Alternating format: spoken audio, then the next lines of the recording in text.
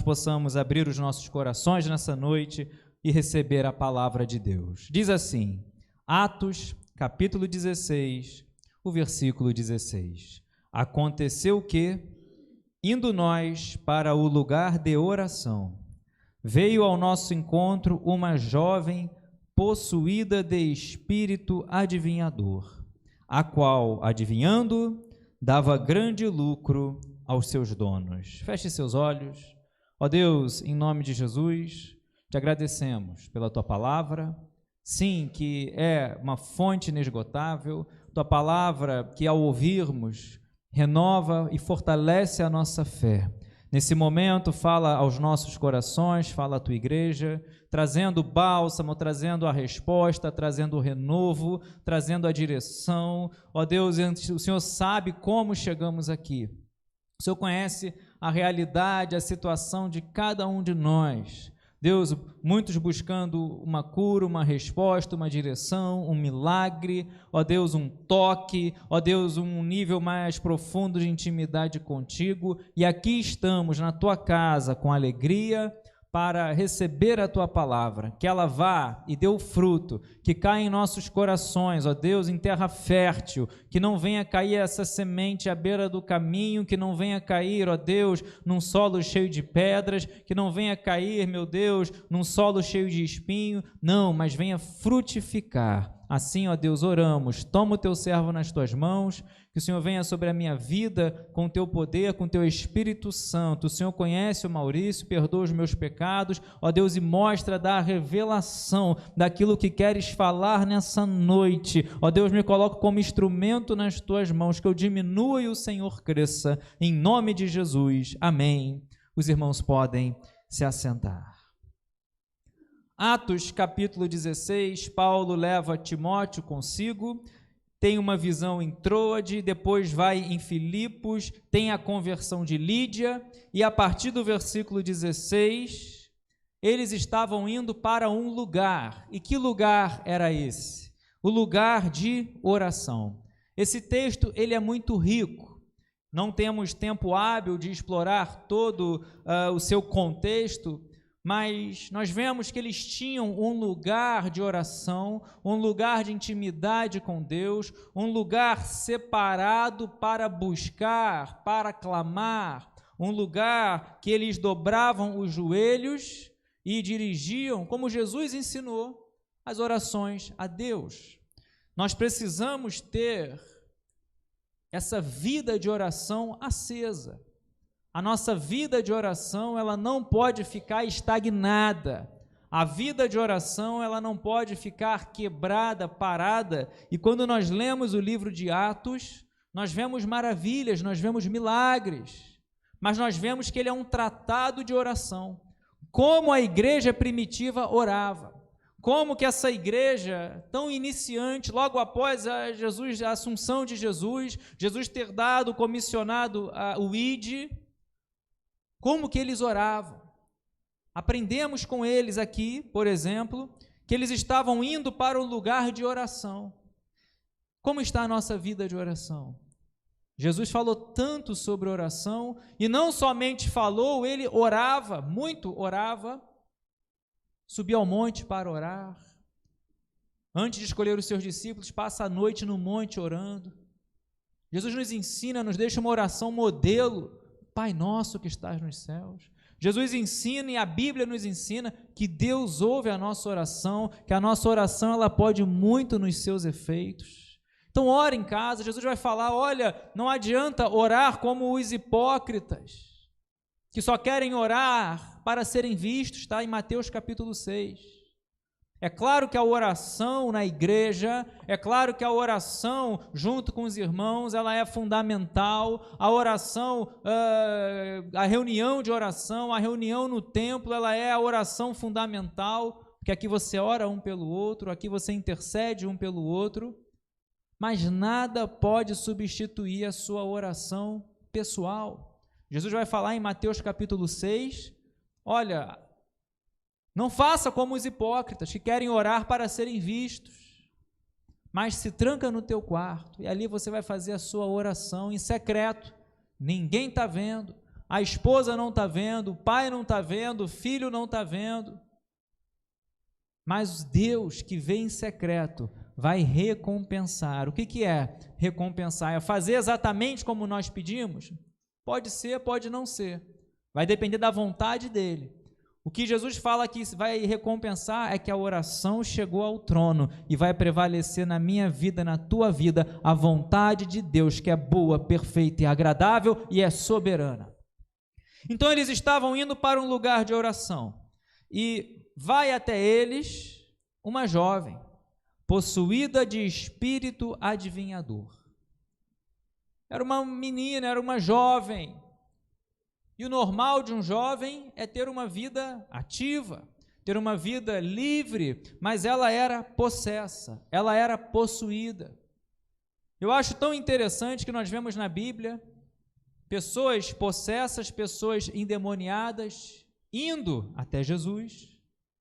Por exemplo, em Marcos capítulo 5, aquele endemoniado gadareno, ninguém conseguia prender, conter, nem algemas, nem cadeias, nem grilhões conseguiam prender aquele homem endemoniado, se feria com pedras, se machucava, andava nu nos sepulcros, mas assim que Jesus desembarca, ele corre até ele, se prostra aos pés de Jesus. E aqui não é diferente. Ela vai até eles, ela vai até Paulo, ela estava possuída de um espírito adivinhador. Nós vemos na Bíblia pessoas que foram possuídas por espíritos imundos e ficaram em estados terríveis. Ficaram doentes, espírito mudo e surdo, que Jesus cura. Criança, um jovem, que o pai leva até Jesus e fala, olha, o espírito tenta matar, tenta lançar no fogo, tenta lançar na água. E tantos outros exemplos. Pessoas possessas, cativas, dominadas, subjugadas por espíritos imundos. O que Jesus vai ensinar em João capítulo 10, versículo 10. O ladrão vem para matar, roubar e destruir. Mas em João capítulo 8, versículo 32 e versículo 36, Jesus vai falar, conhecereis a verdade vos libertará. Se o Filho vos libertar, verdadeiramente sereis livres. Então Jesus, ele fala, toda autoridade me foi dada nos céus e na terra. Jesus tem autoridade sobre enfermidade, toda e qualquer enfermidade. Jesus tem autoridade sobre os demônios. Jesus tem autoridade para ensinar. Jesus tem autoridade sobre a distância. Lembra do centurião romano? Mestre, meu criado está em casa, enfermo, doente. Eu vou na tua casa curar ele. Não sou digno que vá na minha casa, eu creio que uma palavra tua aqui e o meu criado, o meu servo que está lá em casa será curado. Aí Jesus vai falar, nem mesmo em Israel eu vi uma fé tão grande como essa. Admirou-se Jesus da fé daquele homem, uma fé admirada por Jesus. Jesus tem autoridade sobre a distância. Jesus tem autoridade sobre os espíritos imundos, e é isso que o diabo quer fazer. Possuir, dominar, subjugar, destruir. Pedro vai falar que nós temos um adversário. O diabo, o vosso adversário, está ao derredor, como um leão buscando alguém para destruir, para tragar, para devorar. Mas em Apocalipse capítulo 5, versículo 5, quem está conosco é o leão da tribo de Judá, que venceu, abriu o selo. Apocalipse capítulo 1, versículo 8, ele é o alfa e o ômega, o princípio e o fim, o que é, o que era, o que há de vir, o todo-poderoso. Jesus veio para libertar, Jesus veio para curar, Jesus veio para dar vida, vida em abundância. Então essa menina, essa jovem estava possuída de um espírito adivinhador. Não era um espírito de enfermidade, não era um espírito de deixar a pessoa surda e muda, não era um espírito que fazia com que a pessoa viesse viver no cemitério, como era o caso do gadareno, nos sepulcros, mas fazia com que ela adivinhasse. E é interessante que diz o texto, versículo 16, a qual, adivinhando, dava grande lucro aos seus donos.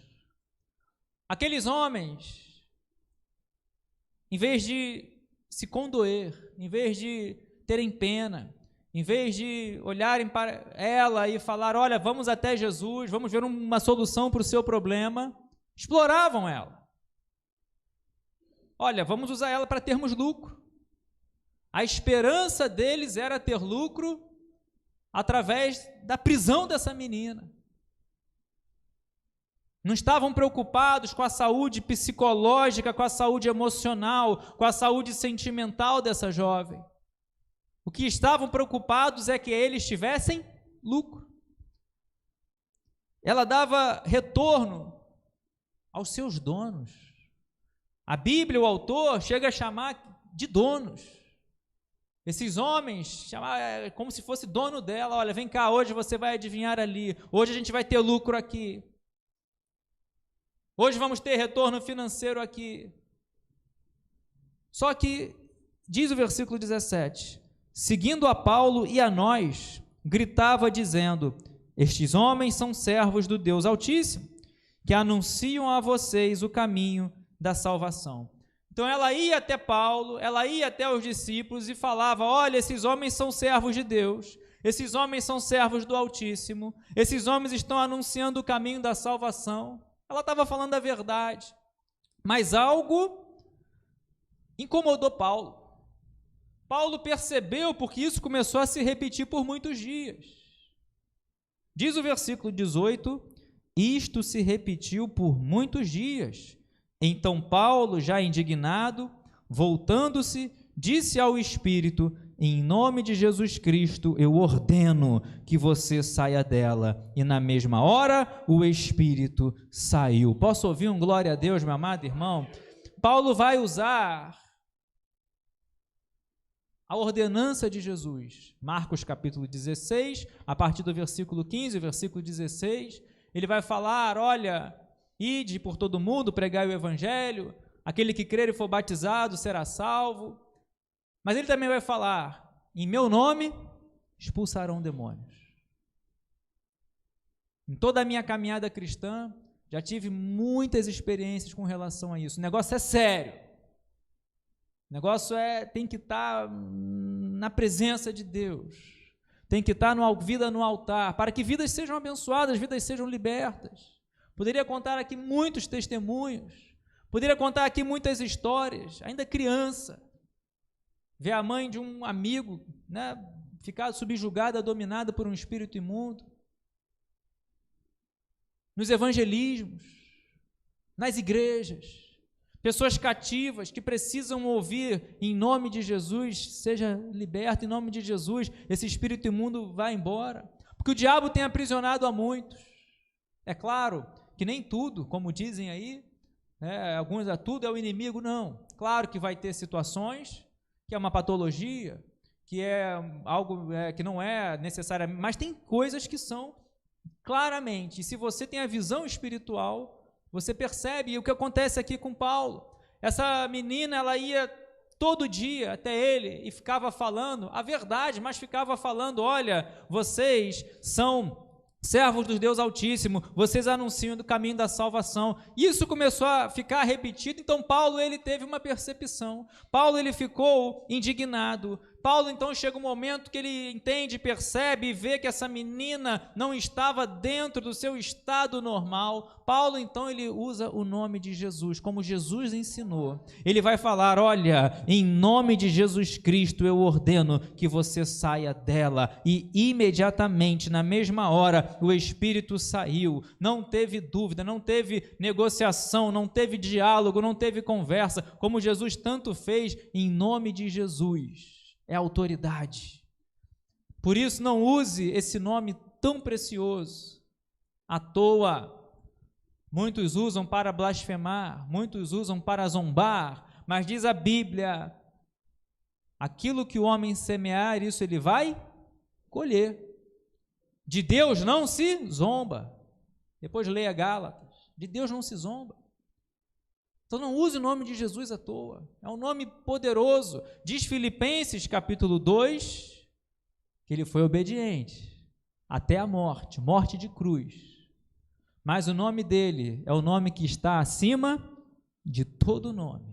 É o nome o qual todo joelho se dobrará, toda língua confessará que Jesus Cristo é o Senhor. Então é um nome que quando você clama, Jesus ele ensinou isso. Em meu nome expulsarão demônios. Jesus ele ensinou isso. Peça ao Pai em meu nome e milagres acontecerão, mas tem que pedir com fé. E se for a vontade de Deus, grandes coisas acontecerão. O problema é que as pessoas muitas vezes usam o nome de Jesus de uma maneira vã, errada, sem fé. Não há nada errado em pedir. Jesus ensinou a pedir, Jesus ensinou a clamar, a Bíblia ensina a orar, a clamar, a pedir. Tem que pedir, tem que insistir, tem que clamar. Pedir, dar-se-vos-á. O que não pode é dar espaço no coração para a incredulidade. Hebreus capítulo 3, versículo 12 vai dizer que o coração incrédulo é um coração perverso que afasta do Deus vivo. A incredulidade vai afastar de Deus. Então Paulo ele vai na mesma hora ali dar uma palavra de libertação na vida dessa jovem e na mesma hora o Espírito saiu. E eu glorifico a Deus porque ela agora está liberta, ela agora não está mais possessa, como acontece hoje tantas vezes, vidas libertas, vidas que outrora estavam escravizadas, subjugadas, vidas que outrora o diabo vinha e colocava uma prisão, uma algema, uma enfermidade. Tem enfermidade que é física, normal, natural, tem enfermidade que é por causa do pecado e tem enfermidade que é por causa advinda de demônios. Vemos isso na Bíblia. Jesus tem autoridade sobre todas elas, amém? Jesus tem toda a autoridade, Jesus está no controle de tudo, de todas as coisas. Tem que se cuidar, tem que buscar o cuidado físico, emocional, mental, tem que buscar o médico, não há nada errado nisso. Fazer seu cuidado preventivo, medicina preventiva, não há nada errado nisso. O que não pode é uma coisa anular a outra, abdicar da fé, e vice-versa, não pode. Só que o que acontece aqui, quando os donos dessa menina, a Bíblia chama de donos, diz o versículo 19, quando os donos da jovem viram que se havia desfeito a esperança do lucro, agarraram Paulo e Silas e os arrastaram para a praça, à presença das autoridades, e levando-os aos magistrados, disseram: estes homens, sendo judeus, perturbam a nossa cidade, propagando costumes que não podemos aceitar, nem praticar, porque somos romanos. Então a multidão se levantou unida contra eles, e os magistrados, rasgando-lhe as roupas, mandaram açoitá-los com varas. Esses homens que tinham essa menina, essa jovem, como um objeto, como uma esperança de lucro, como diz aqui, se achavam donos dela, em vez de se alegrarem, em vez de regozijarem, em vez de falar, olha, que bênção, que bom, agora ela está livre, está liberta, mas a esperança deles estava no diabo, a esperança deles estava no lucro, através de uma vida que estava sofrendo. A esperança deles estava em se colocarem como donos daquela menina que precisava ser liberta, precisava ter a sua vida de volta, mas que era escravizada pelo espírito imundo e por esses homens que se aproveitavam dela. Que situação terrível. E em vez deles se alegrarem, qual foi a percepção que eles tiveram? Olha, nossa esperança de lucro acabou. A esperança que a gente tinha de ganhar um dinheiro, um recurso através desse diabo, desse demônio que dominava essa menina, foi embora. Mas isso não vai ficar assim não. Vamos pegar esses dois, vamos motivar, vamos mobilizar a população contra eles, para que eles não façam mais isso aqui. E eles mobilizam, eles incitam todos ali, falando, olha, eles estão trazendo costumes que não é bom aqui não. E pelo fato deles libertarem essa menina, primeira coisa, foram açoitados com varas. Até que ponto estamos dispostos a manter a nossa fé? Nós vemos na Bíblia homens de fé, profetas, servos de Deus, que independentemente das circunstâncias, escolheram obedecer, escolheram ser fiel, perseverar. Jesus ensina: aquele que perseverar até o fim será salvo. Então, em princípio, nós olhamos essa passagem, falamos: olha, mas eles curaram, eles libertaram, eles vêm operando aqui tantos milagres, até o capítulo 16, quantos milagres já tinham acontecido? Enéas, um homem ali no caminho em Listra, que era manco, era coxo, era aleijado. Quantos milagres já aconteceram até aqui? Só que agora foram açoitados. Imagina a dor de um açoite. Você bate o braço sem querer, a dor já é imensa. Eles foram açoitados com varas. Diz o versículo 23: e depois de lhe darem muitos açoites, o lançaram na prisão, ordenando ao carcereiro que os guardasse com toda a segurança. Além de apanharem, agora eles estão presos, estão no cárcere. E a prisão não é a estrutura que se tem hoje. Ainda que a nossa estrutura prisional não seja ainda muito adequada, mas na época era um lugar escuro, fétido, era um lugar de tronco, era um lugar, enfim, muito triste, era um lugar de solidão. Mas nós vemos que nada paravam esses homens. Paulo, quando você lê a carta dele a Filemon, ele estava na prisão, mas mesmo na prisão ele está pregando. Ele vai gerar um filho na fé chamado Onésimo. Algemas, cadeias, açoite, prisões, tronco, nada paravam esses homens de cumprir com o propósito que Deus tinha para eles. Pregavam. E às vezes a gente desiste por qualquer coisa. Primeira afronta do gigante, primeira tempestade, primeiro rugido do leão naquela cova. Aí você olha aquela fornalha acesa 7 vezes mais, e você olha os exércitos inimigos e começa a querer desistir. Bate o desânimo. Por isso que Jesus vem falar: no mundo tereis aflições, mas tende bom ânimo. Só há uma maneira de você se levantar e vencer o mundo, vencer as circunstâncias, é tendo o renovo, o fortalecimento em Deus, porque é Ele que te renova, é Ele que te fortalece, é Ele que firma os teus passos na rocha. Quando nós chegamos no nosso limite, quando nós perdemos o controle da situação, quando a gente não tem mais força para dar um passo, mas que cada fôlego seja um clamor, seja uma oração, isso vai ser um diferencial na sua vida. Milagres vão acontecer. Por quê? Porque você ora. Eles oravam. Eles eram homens de oração. Você vê oração em todos os capítulos do livro de Atos. É um tratado de oração. Tinha um lugar para orar.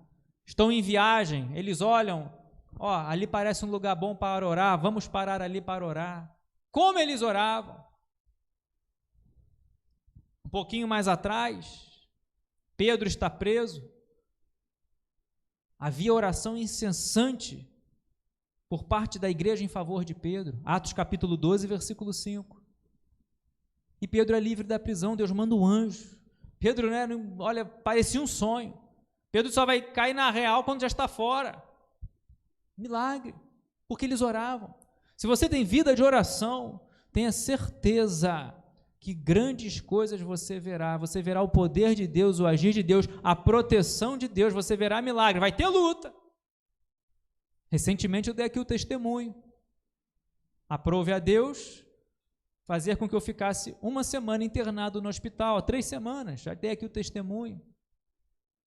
O que fazer numa circunstância dessa? Mas tu não sabe o que tem, está doendo, está enfermo, e vai fazer o quê? Vai reclamar, vai murmurar, vai falar: Senhor, eu te sirvo há tanto tempo, vai ficar questionando, vai ficar lamentando, ou vai dobrar os joelhos e buscar a presença de Deus, ou vai dobrar os joelhos e vai adorar a Deus, ou vai dobrar os joelhos e vai falar: Senhor, estou pronto, o que o Senhor queres me ensinar aqui nesse processo, nessa tempestade, nessa provação, eu quero aprender de Ti.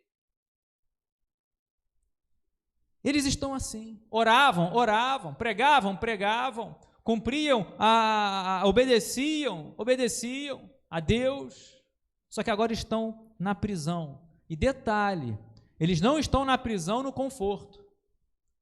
Talvez não tivesse posição para deitar que não sentissem dor, porque eles foram muito açoitados. Após vários açoites, foram para a prisão. E a prisão era chão, não tinha colchonete, não tinha... prisioneiro era tratado da pior maneira. Era tronco, era pedra, era grilhões, era algemas. Fico imaginando, deita para um lado, dói, encostou num açoite. Uma região que foi açoitada, e deita para o outro, dói. Talvez você já tenha passado um momento assim de dores. Eu já passei vários. 11 anos, rolava no chão de dor. Quando fui ver, uma pedra em cada rim. Meu amado irmão, quanto testemunho eu tenho para contar. Como que Deus já operou milagre na minha vida. Meu Deus, até malária. Deus já estendeu a sua mão poderosa. Tive malária sem saber o que era malária. Só uma febrezinha baixa. Depois eu conto esse testemunho, já contei aqui, mas Deus guarda, Deus ele prova a nossa fé. Esses homens estavam ali com dores, esses homens estavam na prisão, só que o que nós devemos fazer? Parar de pregar, parar de abençoar vidas. Jesus não parou. Jesus, ele ouvia as ameaças, Jesus ele ouvia os religiosos e falava: tu vai curar num sábado? É lícito curar num sábado? Jesus chamava em pleno sábado: vem cá, pode se colocar no meio, e operava um milagre na frente de todo mundo. E Jesus ainda repreendia: hipócritas, qual de vocês que o seu animal cair num buraco tu não vai tirar? Esses homens, nós vemos aqui, diz o versículo 23, depois de lhe darem muitos açoites, o lançaram na prisão, ordenando ao carcereiro que os guardassem com toda a segurança. Este, recebendo tal ordem, levou-os para o cárcere interior e prendeu os pés deles no tronco. Por volta da meia-noite, Paulo e Silas oravam e cantavam louvores a Deus, e os demais companheiros de prisão escutavam. Por volta da meia-noite, esses homens, que agora estão presos no tronco, que agora foram açoitados, estavam não apenas louvando, mas estavam orando. Diz o texto sagrado que eles oravam e cantavam louvores. Está na dor? Ore e cante louvor. Está no processo do deserto, da dificuldade? Ore e cante louvor. Está na bonança? Ore e cante louvor. Para que Deus, lá do seu alto e sublime trono, que diz a palavra de Deus, que Ele contempla todos os moradores da terra, Ele venha te encontrar, venha achar a mim, venha achar em você, e ver um verdadeiro adorador, que adora, independentemente das circunstâncias, na bonança ou na dificuldade. Paulo vai dizer isso em Filipenses capítulo 4, versículo 12 e versículo 13. Ele vai dizer: olha, passei por todos os processos, sei tanto passar por fartura como por escassez. E ele vai falar no versículo 13: tudo posso naquele que me fortalece. Você tudo pode. Por quê?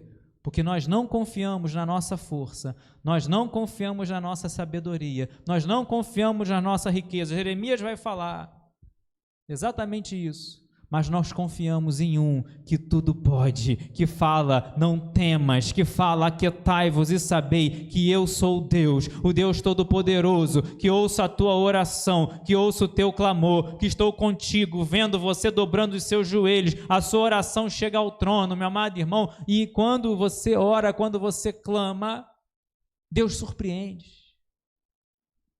Deus vai além. Deus, ele é poderoso, diz Efésios capítulo 3, versículo 20. Ele é poderoso para fazer infinitamente mais do que aquilo que pedimos, do que aquilo que pensamos, conforme o seu poder que opera em nós. Então, no meio daquela madrugada, talvez fria, provavelmente escura, porque lá um pouquinho antes, quando Pedro está preso, primeira coisa que relata ali quando ele está sendo solto é que o anjo chega e ilumina aquela prisão.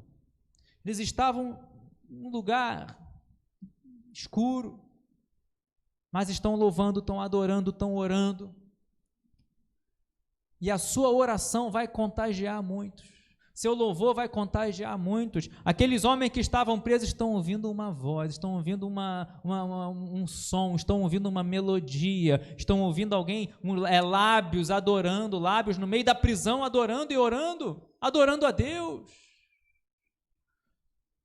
E de repente, diz o versículo 26, sobreveio tamanho terremoto, sacudiu os alicerces da prisão, todas as portas se abriram e as correntes de todos os presos se soltaram. A bênção não foi somente para Paulo e Silas. Deus estendeu a mão poderosa, veio um terremoto. Não soltou somente aqueles que estavam adorando. Sabe o que é isso? Você ora, você louva, você intercede, você clama pela sua casa, você clama pela sua família, você ora pelo seu filho, você ora pelo seu pai, ora pela sua família, e Deus vai abençoar você, Deus vai abençoar a sua casa, Deus vai abençoar aqueles que estão ao redor. Salvação é individual, salvação é pessoal. Aquele que crê, aquele que confessar Jesus, como Ele nos ensinou, aquele que seguir esse caminho estreito, é um caminho de renúncia, é um caminho de cruz. Quer vir após mim? Tome a sua cruz, dia a dia. Negue-se a si mesmo e me siga. É um caminho apertado, mas é o caminho que conduz para a vida. Mas o caminho largo, muitos passam por ele. Aí tem pessoas que olham para um lado, pouquinha gente nesse caminho. Aí olha para o outro, uma multidão. Aí quer ser levado pela multidão. E o final é caminho de morte. É o caminho que conduz para a morte.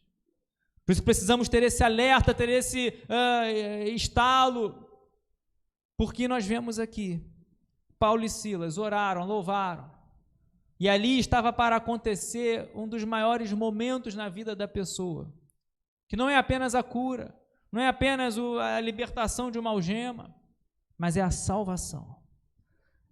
Todos agora estão livres, todos agora estão soltos. Vem um terremoto, as cadeias, as algemas, as pessoas estão livres daquele tronco. Talvez aquele tronco horizontal, não, vertical. Talvez aquele tronco horizontal, mas agora está todo mundo livre. Talvez, quantos pensariam logo nesse momento, opa, minha oportunidade, eu vou fugir. Vou sair daqui. E o carcereiro deu mole, o carcereiro dormiu, está tirando a sonequinha, eu estou livre, eu vou sumir daqui. Só que diz o texto sagrado, versículo 27, o carcereiro despertou do sono e vendo abertas as portas da prisão, puxando da espada, ia suicidar-se, pois pensou que os presos tinham fugido, porque eles estavam sob a guarda dele. Certamente seria morto, só que antes de ser morto ele padeceria, seria açoitado, seria torturado para servir de exemplo a outros próximos carcereiros, para que não viesse permitir que prisioneiros fugissem. Então ele pensou, olha, tem ninguém aqui, vou padecer, vou sofrer, vou me matar. Só que Paulo gritou bem alto. Acompanhem comigo no versículo 28 para nós encerrarmos. Mas Paulo gritou bem alto: não faça nenhum mal a si mesmo, estamos todos aqui. Aleluia, estamos todos aqui. Muitas vezes o que pessoas ao nosso redor estão precisando é que você grite bem alto. Pessoas que outrora estão afundando, estão a ponto de não necessariamente dar cabo de sua vida.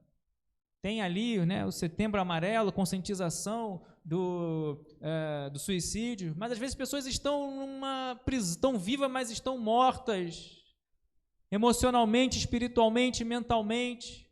Pessoas têm a sua liberdade física, mas estão numa prisão. E tudo que estão precisando é que você grite bem alto: eu estou aqui para abençoar a sua vida, não te faça nenhum mal, saia dessa prisão. Estou aqui para ser coluna, para ser bênção na sua vida. Talvez alguém na sua casa, talvez alguém no seu trabalho, talvez alguém na sua vizinhança, só esperando você gritar: estou aqui para te dar um abraço, para falar eu sou contigo, para falar: olha, Deus te ama, Jesus te ama. Ele é a salvação. Então o carcereiro, diz o versículo 29, então o carcereiro, tendo pedido uma luz, entrou correndo e trêmulo, prostrou-se diante de Paulo e Silas. Depois, trazendo-os para fora, disse: senhores, que devo fazer para que eu seja salvo? Eles responderam: creia no Senhor Jesus, e você será salvo, você e toda a sua casa. Posso ouvir um glória a Deus bem alto? Aquele homem entendeu, compreendeu. Aqueles prisioneiros entenderam, compreenderam. Tinham a oportunidade de fugir, mas ficaram com Paulo e Silas. Eles entenderam que tudo o que aconteceu ali é porque apenas 2 homens estavam orando, estavam louvando, em meio às tribulações, em meio às angústias. Na angústia invoquei o Senhor. Quantos salmos temos falando disso? Na angústia busquei, clamei, invoquei ao Senhor. Davi, então, quantos versículos? Muitas são as aflições do justo, mas Deus está contigo, Deus livra. Então esse carcereiro, ele vai entender: olha, o que importa para a minha vida é a salvação. O que importa para as nossas vidas, é claro que cura é importante, a porta aberta a um necessitado é importante, mas não salva, não escreve o nome no livro da vida, não faz ter festa nos céus. Ele vai dizer: creia no Senhor Jesus. O que eu preciso fazer para ser salvo? Creia no Senhor Jesus, e será salvo você e a sua casa. E diz o versículo 32 e 33 para nós encerrarmos: pregaram a palavra de Deus ao carcereiro e a todos os que faziam parte da casa dele. Naquela mesma hora da noite, cuidando deles, lavou-lhe as feridas dos açoites. Logo a seguir, ele e todos os membros da casa dele foram batizados. Glórias a Deus. Então, levando-os para a sua própria casa, deu-lhes de comer e com todos os seus manifestava grande alegria por ter crido em Deus. Se você crê em Deus, você tem que manifestar alegria. Neemias capítulo 8, versículo 10, a alegria do Senhor é a minha força. Diz o Salmo 122, você entra aqui, sobe essas escadas, você já lê de cara esse Salmo: alegrei-me quando me disseram, vamos à casa do Senhor. A nossa alegria é o Senhor, a nossa força é o Senhor. Diz aqui que esse homem, esse carcereiro, creu em Deus, vai cuidar deles, vai lavar as feridas dos açoites. E às vezes a gente fica olhando para as feridas. Não vou mais pregar. Um homem que estava prestes a dar cabo da sua vida.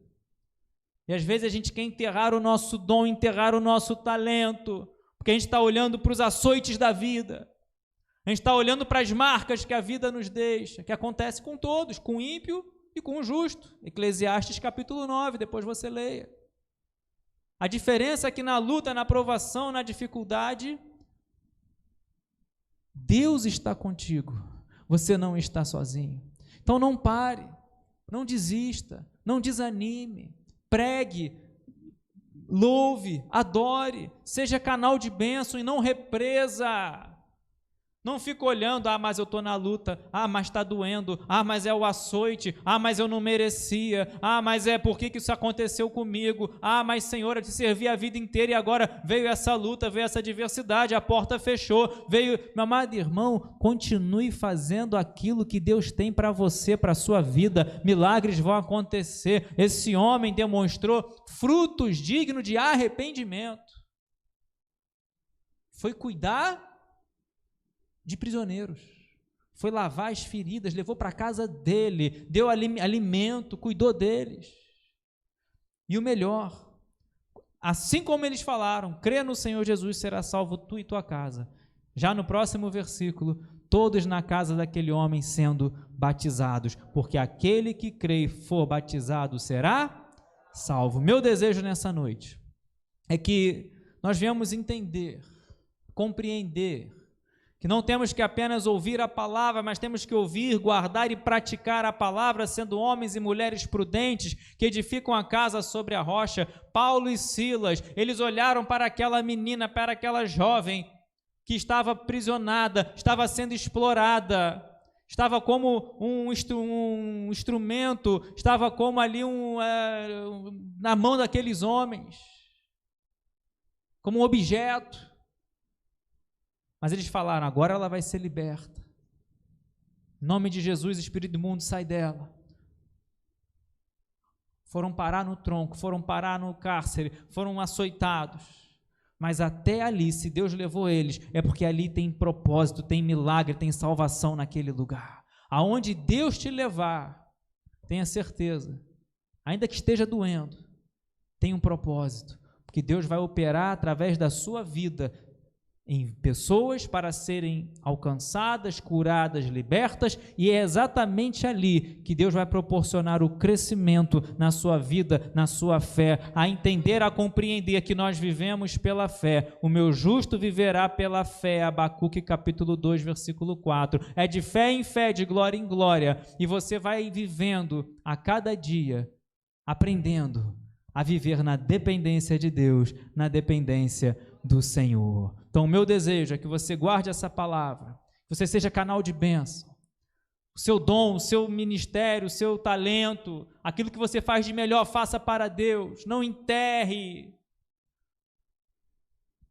Os desdobramentos que vierem, deixa com Deus, entrega nas mãos do Senhor. O que você não pode é ir no caminho contrário.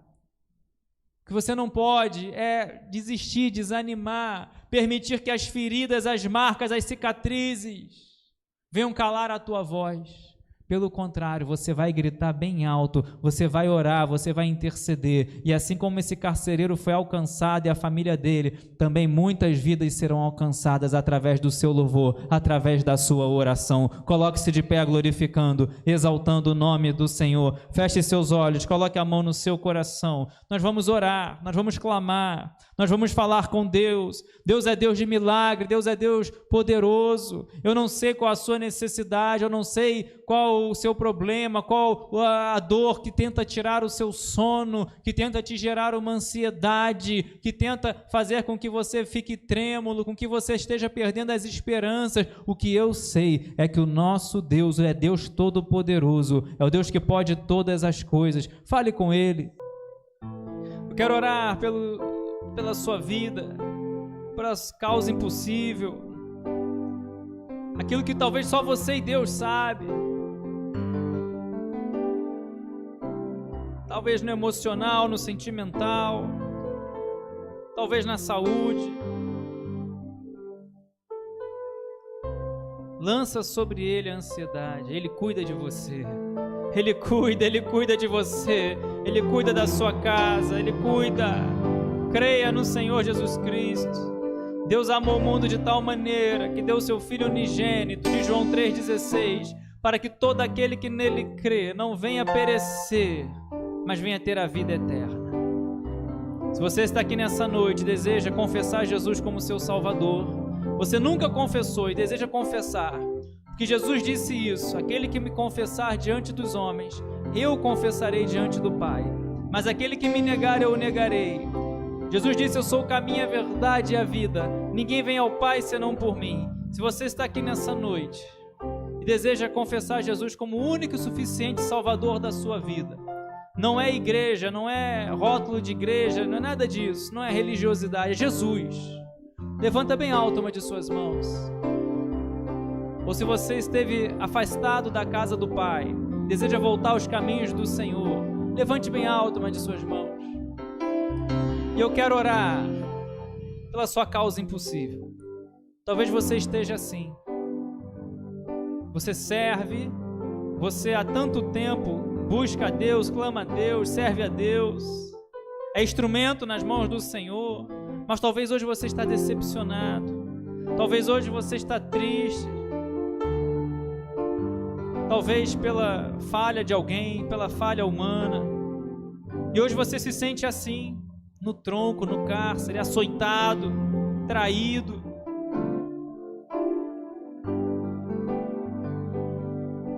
Quero orar por você. Quero orar pela minha vida, pela sua vida, pelo seu impossível. Vamos falar com Deus. Vamos fazer exatamente o que eles fizeram. Oravam, louvavam. E Deus vai mandar um terremoto e vai mudar essa história. Deus vai mandar um terremoto, um anjo. Deus vai operar o milagre.